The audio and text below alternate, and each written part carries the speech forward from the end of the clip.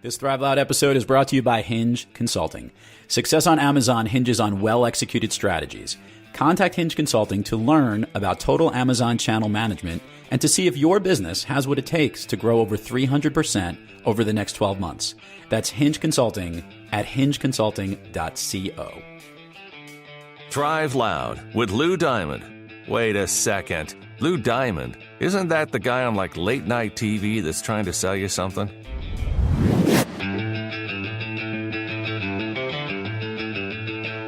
Now I'm getting really excited. Okay, this is the part where I'm going to get loud. Holy crap, here we go. I like telling stories. I learn best through experiences. Everything I do is because of everything I did. Talk about having maximum impact while having a ton of fun. When you can net through that, what you do leave behind for your listener will have more impact. Wow, bring it on.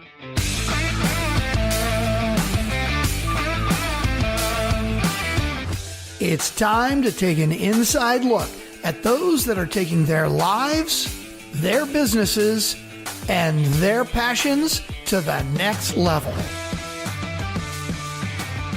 Get ready to thrive loud with Lou Diamond.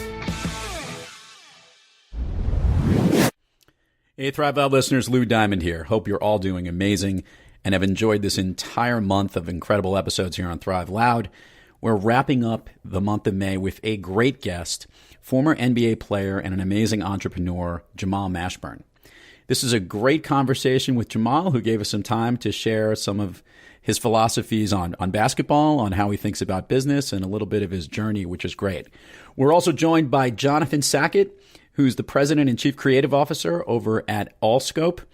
If you've listened to previous episodes, we had the CEO of Allscope, Evan Greenberg, and now Jonathan Sackett comes on as well. He interjects, adds a lot of humor here. Him and Jamal have had a great business relationship over the years, and it's a great story. Really interesting to hear what they're up to, and you're going to be really inspired by a lot of the things that Jamal Mashburn has done. So sit back, enjoy this great episode with Jamal Mashburn, joined by Jonathan Sackett. Welcome, everyone, to another episode of Thrive Loud with Lou Diamond, connecting you to the most inspiring and amazing people that are thriving each and every day. Today on Thrive Loud, we bring you the guest who hails from the Bronx, New York, attended the University of Kentucky, and is a former NBA basketball player, where he was a prolific scorer in his 12 seasons in the league. He is currently the head of Mashburn Enterprises, where as an entrepreneur, he has an impressive portfolio of restaurant franchises, car dealerships, real estate, and even involvement in thoroughbred horse racing. Thrive Out listeners, you're in for a treat. We're here with Jamal Mashburn. Jamal, how are you today? I'm doing well. How you doing, Lou? I'm doing spectacular. We'll also probably have the lovely Jonathan Sackett opine at some point in this interview, I'm sure, crashing in, because he usually does that type of thing. Just shows up unwelcome, shoots hoops, grabs beers with people in Miami. I hear that's what he does to how he meets people. So it's a great life for him, isn't it? You know, guys, I can hear you. I'm here. Okay. All right. So Jamal, I wanted to get back here because I'm going to take you back in time here, because while we are speaking here today, this is not the same time we've been in the same room, although we're not in one right now. We're in a virtual room here. Back in 1990, when you won the Catholic High School Championship in New York at Cardinals Hayes over All Hallows, I was actually in the building. Really? And now 28 years later, here we are finally sitting down to chat. Just to let you know, Jonathan, Jamal scored like 18 points, 7 rebounds, and won the city championship. I taught him everything he knows. He'll tell you that. That was a great time period for me as well. I mean, that was when that few years, that was a top league in the country as far as basketball is concerned. And the New York City really put out a lot of great players. And it was the first time my high school won a championship, the city championship, in like 30 or 40 years or something like that. Yeah, I won't comment that I was supposed to go to the game that you next played against Grady, but plans got canceled and then you lost that game. So you can actually blame me for not winning the total city championship, which I totally understand. You know, what's funny about that is the league was so powerful at that particular time with Talentine High School, Christ the King, a lot of other public schools. Really, to be honest with you, the city championship meant more than the state championship. And we actually went to the states, and none of my teammates knew there was a state championship. So we were kind of surprised that we had to go further than that, you know? So we were not prepared. And plus my high school team, because we were a bunch of knuckleheads, we didn't travel very well on the road. You know what I mean? We're like the Boston Celtics of this day and age. We didn't play well on the road. We were just a little bit too distracted. All right. So, but you were saying it was a great part of New York City basketball. I felt great that it was an opportunity to be there. You've had an amazing NBA career. You've obviously also, did something really interesting, which I understood. You never actually really even had an agent, which I thought was pretty cool. But what I wanted to do for the Thrive Loud community was for you to share a little bit of, towards the end of your NBA career, and you started thinking about life afterwards, you really kicked off an amazing journey as an amazing entrepreneur. Can you share with the listeners a little bit about how you transitioned from the end of your playing days into becoming the entrepreneur that you are today? Yeah, well, it was a process, obviously, and Jonathan knows this as well as anybody because we've talked about it on many occasions. But glad to let you and your everybody else in on it. I actually started my transition from an NBA basketball player when I was like 10 years old. That's what I wanted to do. I wanted to carry a briefcase, and I tried to figure out a way of how to get there. And sometimes we take different routes to get there, and you live a journey of playing professional sports. My father was a professional boxer. He was a heavyweight in the 70s, and he fought Ken Norton and Larry Holmes. And so he didn't make a lot of money at it. So I saw professional sports from a totally different angle, where most people saw fame and riches and all these different things. I saw poverty. I saw a guy that was really trying to take fights on short notice to put food on the table. So I saw the underbelly of professional sports, and I always looked at it as, well, it's a stepping stone to get somewhere, but I'm going to enjoy the journey. I happen to become a very good basketball player. I worked my tail off at it and learned a lot of principles along the way from coaches and different players I played against, and also really grew up and matured as an individual in my own right that transitioned me into business. And I always wanted to carry that briefcase. So I saw that briefcase at 10 years old, riding the trains in New York City, and always was curious of what was in it.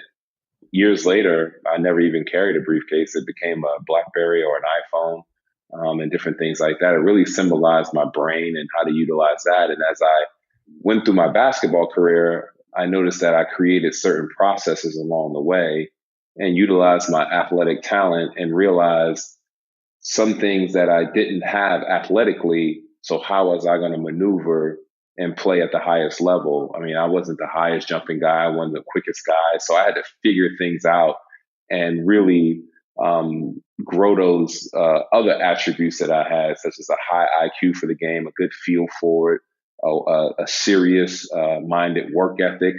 So I just went ahead and applied that to the business side of things by understanding business via professional sports. I mean, it's the entertainment business at the end of the day.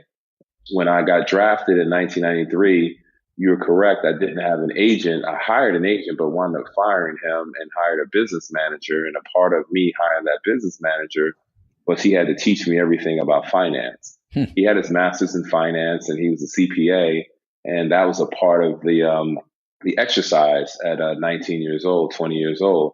Didn't know exactly what I was going to get involved in, but had an idea that I wanted to build something to step into. So eventually one deal led to another. My first deal was Outback Steakhouse as a limited partner.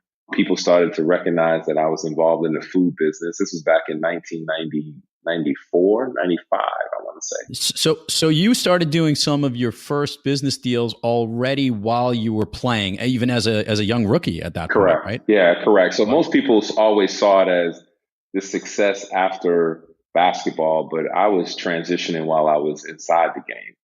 You know, had some failures, had some business deals that didn't go correctly because wasn't knowledgeable of them. And I'm the first person that learns from failures. I mean, it's almost like not hitting a couple of jump shots. You kind of fix your technique and you go back to the laboratory and you work on it and then you come back out. And that's what I did. Jamal, I've been working on my jump shot for like 48 some odd years. I need a lot more work than anything. Hey, I think it's going to be a while. It's going to be a while. Either you have it or you don't have it, but it requires a lot of technique. I've been an individual that's been blessed with a mind that really breaks things down and try to get things to its simplest form. Just try to understand it from a small granular level. So, I mean, and then build from there. I've been unafraid to go that route. It's a long route, but it's a heavy route, but it's definitely a rewarding route. So let's go through just on when you got into the franchise, and that first was an Outback Steakhouse, and it then progressed, because obviously, look, if you get good at something, you can figure out how to do it better. Share with the listeners a little bit of what you started with from that franchise and what it eventually grew to what it is almost today, because it's very impressive. Not that many people know this. Yeah, well, what's interesting is the first thing that I noticed was I had to really understand my role and where I wanted to fit in as far as this business organizational structure. And what I mean by that was I had a business partner, a business manager that eventually became my business partner. And we sat down one day and we were involved with the Outback Steakhouses. And where do we go from here? So people started to send deals our way, deal flow in the restaurant space, and wound up getting involved in Papa John's stores. And then once we got involved in those, we started to build an operating company that can support all those endeavors. And that's what we hold now. So from my standpoint, as I was playing, I had to figure out what I was good at and what I was not good at. Right. And we got involved in Papa John's stores. We grew that to probably about 80 stores.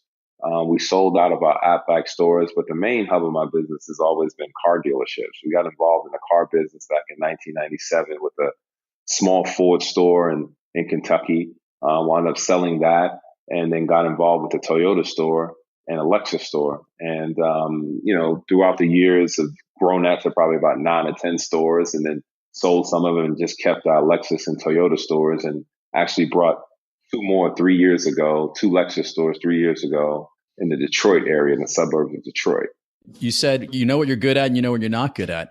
Any business ventures that you were bad at? Give us some bad failures that happened along the way in here, or with some of these other stores within the space that you've looked at. Yeah, I mean, I got involved in a golf club company that didn't work out too well. Wound up owning a lot of golf clubs. I got involved in a plastic and injecting molding company that didn't work out too well. That was more or less because of the economic climate in 2008. That didn't work out. We were a minority supplier to a Toyota, tier 1 supplier to them. That just didn't work out because of economics and the sheer capital that was involved in retooling a plant and different things like that. So what I started to do is very similar to my basketball career. A lot of people know or don't know, may not know, that I got hurt. I injured my knee in my third year of the NBA. And I had to really restructure my game and my ability to play because I had no explosiveness left. So I had to really modify it. And that's what I do in the business part of it. It's always a learning process for me. I never look at failures as something that's detrimental. As long as I'm standing, I'm breathing, I can learn from that failure and take away some value from it and then apply it somewhere else. And as long as it doesn't make me gun shy, it may make me cautious, but it won't make me gun shy. I just know how to go out and what I've learned is I don't necessarily want to be the best player on the team. If I'm the best business guy on my team, then my company is doomed to fail. That's how I look at it, you know, and it's the same way I've looked at it on my team, on basketball team. If I'm the best guy on the team, now I can aspire to be the best guy. I may work my tail off and my talent may elevate me to that particular place over a period of time. But if I'm the best player on the team starting out, then we're doomed to fail because I need other sharp minds and sharp skill sets to really hone my skills. That's how I've always lived my life. I look for the best competition, the best people that I can learn from and really take away and add to my skill set. I think that's why I'm here, Lou, to be honest with you. Actually, aside from the Jonathan Sackett being involved with you, no, I was actually going to say we had CEO of Lotamy Corporation, Andy Monfried, on, who basically said the key to his whole success was he always hired someone that was smarter than him for the entire organization, and that was the key to surround himself with amazing leaders. And by the way, Andy's listening to this right now, is ecstatic that I'm talking to you and that he's being mentioned in this, Brett. So I know that I'm going to get some shout out in social media afterwards on this. But awesome. Yeah, to that point, and I think this is really great. I love to ask the guests that come on Thrive Loud, Jamal, when you have trouble thriving, who do you turn to get back on the thriving track? Or what do you turn to? Is it a leader, a mentor, a coach, a practice that you do to get yourself when your game is off, or whether you're having a bad day? That's a great question, and I'm glad I'm doing this particular podcast because you're making me think as well. And that's Jonathan knows that I like to think. I don't like to be, especially with things like this, like to be prepped. One thing that I've always gone back to is if I'm having a bad day, I've learned over a period of time to quiet my mind, because I'm a thinker. So, and sometimes you choose to think negative or positively.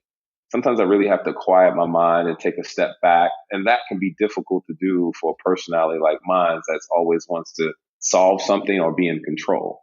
So over the years, I've learned that I'm not in control and I just have to go with the flow with things. But what has really helped me sometimes is really going out on a basketball court. That has been, for me, and just shoot around. I mean, and just do things that with my son, who's an excellent basketball player, work him out or just shoot around and kind of get lost and let things in my mind kind of settle, but also piece together, and feel a little bit better about things and refocus. And I really, truly, in all honesty, going back to a basketball court, that's what I did at 10 years old.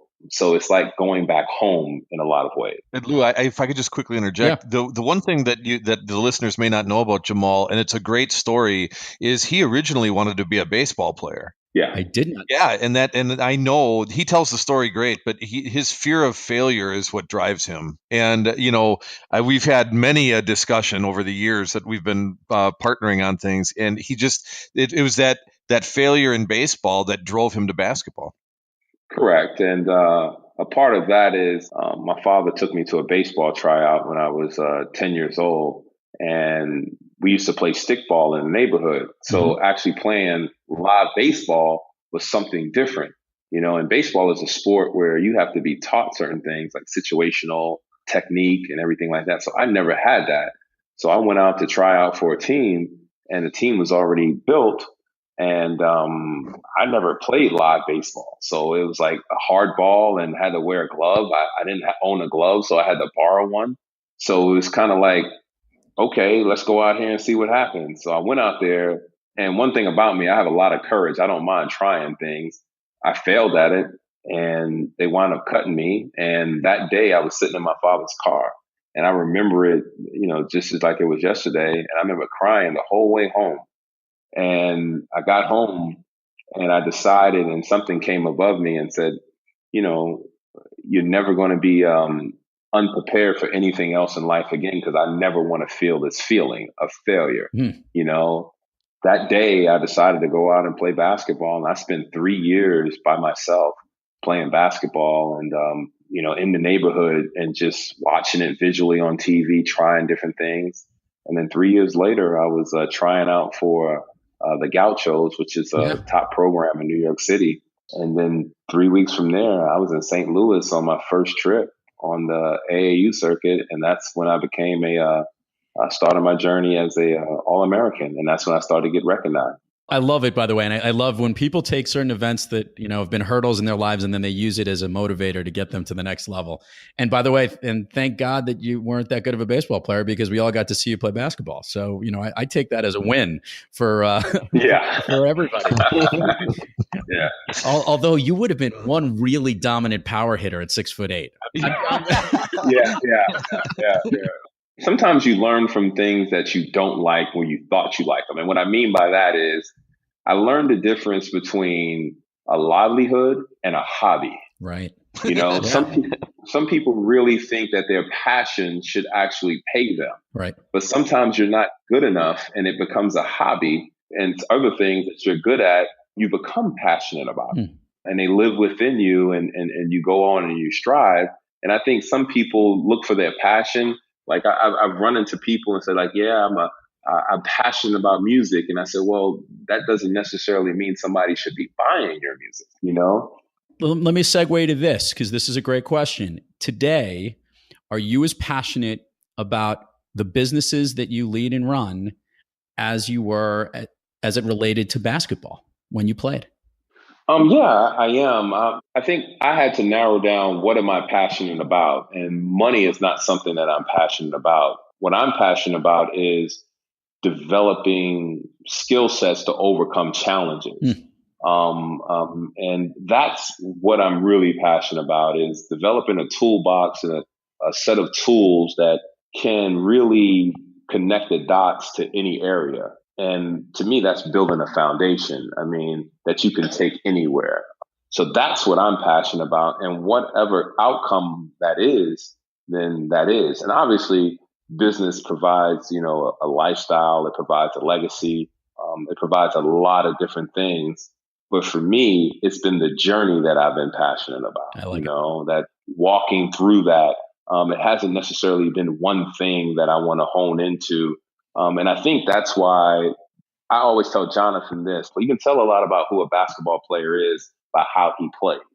And what I mean by that is they'll tell you everything. It's the one sport that I believe that you're completely vulnerable and naked, and how people watch you, meaning you have a t-shirt on, you have a tank top on, you can see emotion, you can see highs, you can see lows, you can see dysfunction, you can see selfishness, you can see caring, you can see inclusion, you can see a lot of it. So nobody really told me or taught me how to play basketball. I just morphed into a guy that was a versatile player. So that's how I live my life. I'm a versatile guy. I like to apply certain things here that connect here. And the other thing people don't know about me, even though I was a prolific scorer, where that came from was that I was a pretty darn good passer. Yep. That was my passion. I really enjoyed watching other people succeed. So in turn, I became a good scorer because I understood how to manipulate the game and how to maneuver the game through passing. Yep. That's how I look at business and life and journeys and different things like that. Before we segue to the other voice that keeps interjecting in our lovely conversation. That's me. I wanted to ask this question because this is something I've been observing. You mentioned the fact that, and I've read about your son is an excellent basketball player. There's a tremendous number of second generation or third generation ball players out there whose dads have played in the league.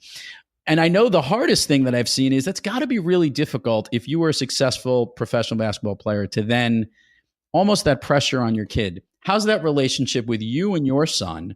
And do you see that from the community or the network of obviously former NBA players that you still keep in touch with? Well, what's interesting, that's an awesome question because it's a dynamic that is your former self, your present self, and then also your evolution as a father. And it's a delicate balance. And my son is 16 years old, and I retired in 2005, I want to say. So he was blessed with, unlike my daughter, who's 21 years old, she lived throughout my career.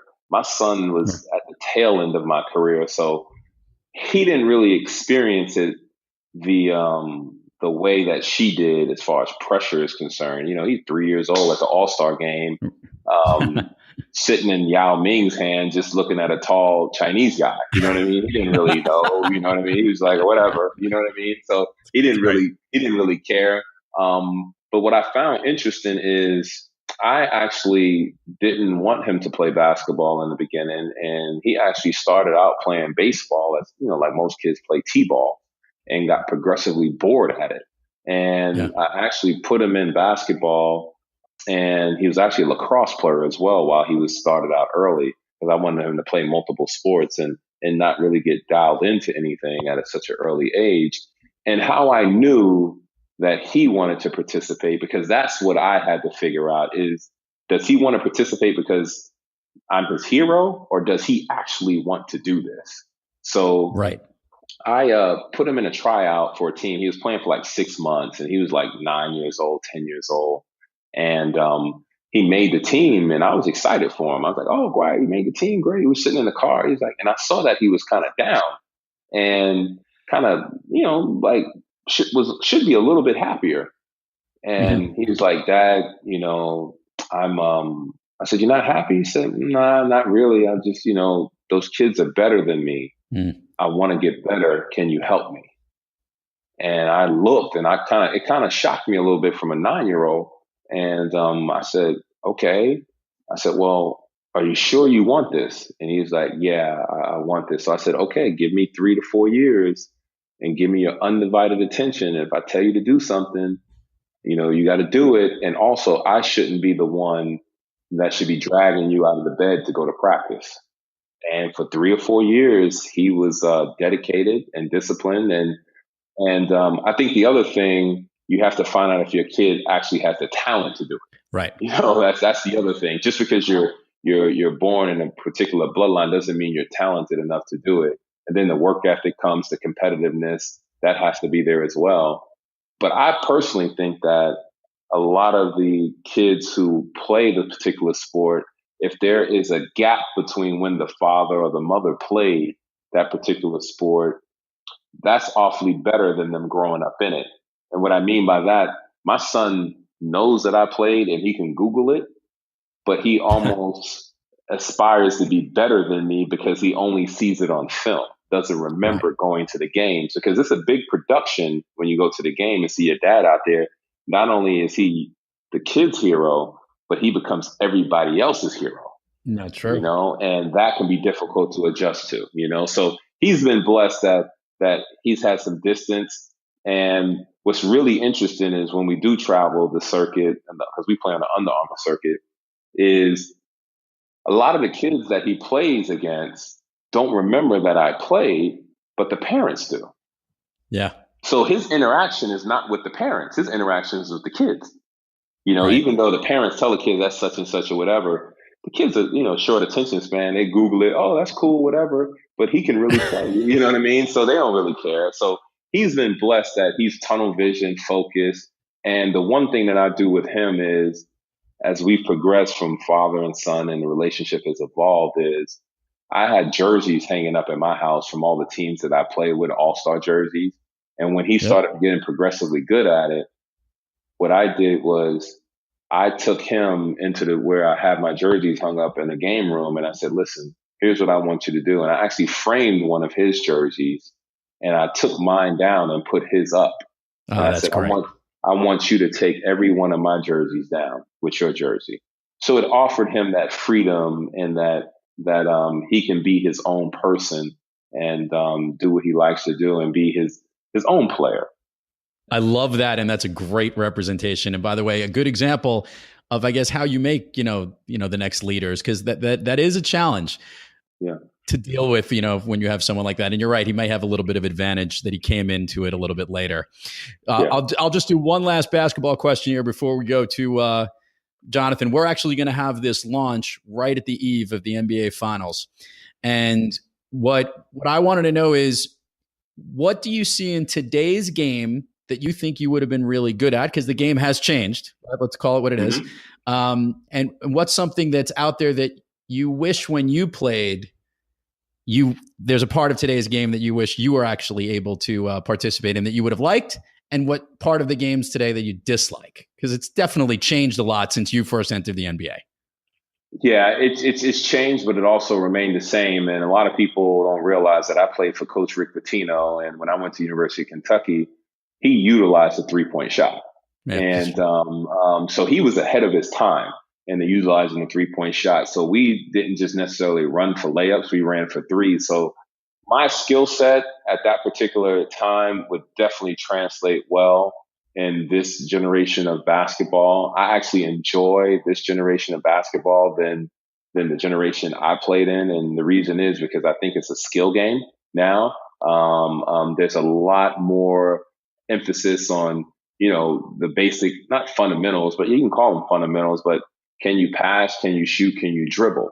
And back when I played, you can be a specialist at one thing and be on the court. You can be just a rebounder. You can be just a defender. You can be a wing defender. You can be a guy that can't shoot but can penetrate. But now you have to be a basketball player. So I like the freedom and the openness of the game, and I would have loved to have played in this era. I think I would have been a special player in this era because I can handle the ball, I can do a lot of different things and have a high IQ for it. The one thing that I wish that was involved in the game when I was there was the use of analytics. Yeah. I think that's a very interesting tool that relies more on the deeper dive into the numbers, but also still having the eye test and the gut feel for the game. Yeah. I think things kind of get away from that a little bit when you get too close to analytics. You just allow numbers to dictate decisions. But, I've had a great conversation with Pat Riley the other day. I was meeting with him, and he utilizes analytics, but he's like, Jamal, I still utilize my gut and instincts and my history and my knowledge and all those experiences. And those things are priceless. So when you marry those two together, you get something special. It makes perfect sense with somebody who has a heart and a feeling for the game like you have, and obviously a very high basketball IQ, that it makes it that much more attractive for all the analytics that they have today. Now, speaking of high IQ, and this isn't a shot at you, Jamal, but you have managed over the several years to have a business relationship or some kind of partnership with this guy named Jonathan Sackett, who's been on the show and keeps interjecting here. So I want to make sure people know I'm here yet. Yes. So Jonathan, obviously, who is at Allscope, we've actually had the CEO, Evan Greenberg, on, which was a very fun episode. And we couldn't get Jonathan on then. So he said, I'm just going to crash another interview. He decided, well, I'm going to go on the one with Jamal Mashburn. So, well, remember, Jamal is also on our board. Which is true. And you guys, obviously, let's talk about that a little bit. You guys are involved, obviously, in many different business relationships and strategic partnerships.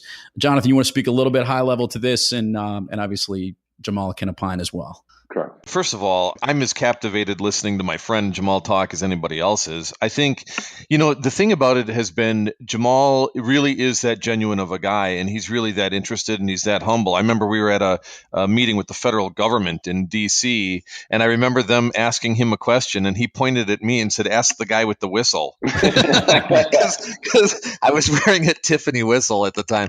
And Jamal's that kind of guy. He's like, look, I don't know the answer. He does. But I've learned a ton from him as well. But I mean, we've had so many business dealings with water products, energy drinks. I remember an oil company that came to us. Do you remember that one, Jamal? Yeah. So there's been a variety of things. So, Jamal's got his own things going on, and so do I, but we always try to include each other. We've got can I talk about the meds? Yeah, Jamal? go ahead. Yeah, go ahead. Yeah, we've got a medical marijuana initiative coming up, and the company is called G24, which Jamal and I kind of co-named.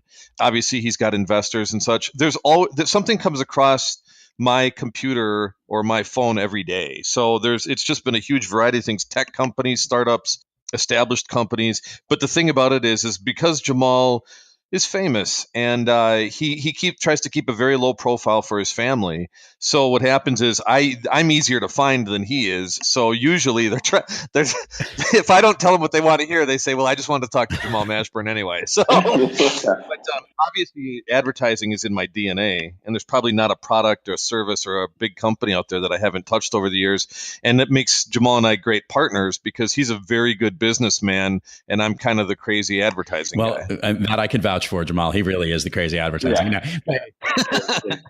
I will say this, though, it's perfect because I think, what Thrive Loud is always about is, and what I talk about a lot is those that are really master connectors. And I think it's great that the two of you have connected. I think it's also great you guys have connected via Allscope as well, because I think it's an amazing company. I also think what's great here is that, just as Jamal said, you surround yourself with great people and great things happen. And I think that's what's going on here. So kudos to both. I would say Evan Greenberg is one of those guys. And he flew out to Chicago. I live in Chicago right now. He flew out here to meet with me that day, and we had dinner. And I just clicked with him right away. And I said, look, we got to find a way to get Jamal involved with this as well. And he said, let's do it. And he's just a terrifically smart individual. So I can't say enough about Evan, and I can't say enough about Jamal. So I've been the lucky one to surround myself with those guys. Well, what's funny, Lou, is one of my core values is do business with friends. You know what I mean? And people that can be long-term friends. And, you don't always have to connect every day. But I'm always thinking about Jonathan. Jonathan's thinking about me, and we pull each other into different things. And at the end of the day, just like in basketball, we have to, teammates, you have to trust your teammates, and trust is actually built over time. And, me and Jonathan trust each other, and things I don't know. Hey, Jonathan, what is this? This is in your wheelhouse. Why don't you take the 3-point shot? I don't have to take the 3-point shot. Now, Jonathan, that's a metaphor, by the way. The 3-point shot in Jonathan thing is moving a little bit closer, so it's more like a 2-foot shot. You know what I mean? So you can actually make the thing. Wow, it's been a great partnership, a great friendship, and we've learned from each other and evolved over the years. But we've always had a great, healthy respect for that friendship and that trust. And I think that's critical, and that gets sometimes lost in business when people start to insert their agendas and not really communicating with the other in all relationships, True. What they really want up front, and they start to self-sabotage it, I would say. So we're going to do 2 last things here before we go here. Jamal, any plugs or things you guys want to promote right now? At this time, we're going to air this obviously right on the eve of the NBA Finals. Anything going on in your world, events coming up, things we should be able to look for you guys, or just things to be on the lookout for either Jamal Mashburn or even for Jonathan Sackett? Well, as Jonathan says, I'm very low key when it comes to that. I'm probably the worst guy to endorse anything because I don't say anything. So I'll leave that to the master marketer over there. He can handle that. You know what I mean? So that's I'll leave that to him. All right, fair enough. Well, Lou, we've got a lot of great things going on at Allscope, so it's allscope.com. We just took over one podcast, which is called Two Black Guys with Good Credit. So I'd like to promote those guys. They're funny, they're smart, and their last guests on their latest show, which comes out this week, their guests were Jonathan Sackett and Jamal Mashburn, and not in that order, I assure you. So now we're going to go with the signature Thrive Loud question, Jamal. This one will be on your toes. Let's see how you're doing this. Your all-time favorite movie? Oh, all-time favorite movie is Life with Eddie Murphy and Martin Lawrence. Oh, nice. All right. I like Oh, wow, I forgot about that one. Yeah, that's one of my. And the 5 Heartbeats. You remember that movie? Oh, yeah. Yeah. There's a lot of movies that come out and people say their favorite movies. How I judge it is if it comes on cable or DirecTV, whatever you have, and I can sit down and watch it and lose time and watch it all the way through, it's my favorite movie. So those 2 movies, I can sit down and no matter what I'm doing, I'll lose time and then, I got to watch this. I love that. I love that. Jonathan, you know what? You can get the opinion as well. Your all-time favorite movie. Do you have one? Yeah, I got 2 of them. I would say Rocky, and I would say Vision Quest. My friend Terry Davis wrote Vision Quest with Matthew Modine. Yeah. He was a high school wrestler. I had a crush on Linda Fiorentino for like 19 years because of that movie. So. Yeah, there you go. Well, I remember she did Gotcha right after that. But yeah, anything where people are striving is usually in my wheelhouse, but those are the top 2 for sure. Awesome. Jonathan, Jamal Mashburn, dude, this was great. Thank you so much for coming on Thrive Loud. I know our listeners are going to love this episode. Awesome. Thanks for having me. Lou, you're the best. You got it. And to all the Thrive Loud listeners out there, thank you for joining us. And until next time, keep thriving onward and upward. And remember, be brief, be bright, be gone. You've been listening to Thrive Loud with your host, Lou Diamond. Make sure to subscribe on iTunes, Overcast, or wherever you get your podcasts. And follow us on Twitter, Facebook, and Instagram at Thrive Loud. Or find us on the web at thriveloud.com.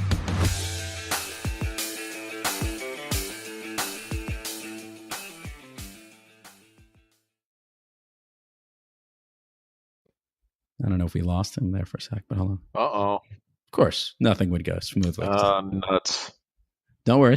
The best part about this is we can edit away. So yeah, you can hear me though, right? I hear you fine. You hear fine. Okay. We're going to play dramatic piano music while we're doing this, right? Nice. We are experiencing technical difficulties. Have you been injured in a car accident? Have you lost a loved one recently? Does anyone really know where Jamal is? Does anyone know where? So what I'm going to do is I would say text him real quick and maybe have him come back out and in.